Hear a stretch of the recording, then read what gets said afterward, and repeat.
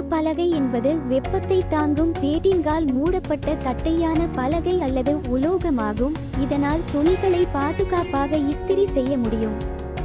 இது வெப்பத்தை தாங்கும் துணியால் மூடப்பட்டு இரும்பை தக்க வைத்துக் கொள்ள ஒரு தகடு இணைக்கப்பட்டுள்ளது. பலகையை திறந்து தட்டையான மேற்பரப்பில் வைக்கவும். கால்களை பாதுகாத்து உங்கள் தேவைகளுக்கு ஏற்ப பலகையின் உயரத்தை சரி செய்யவும்.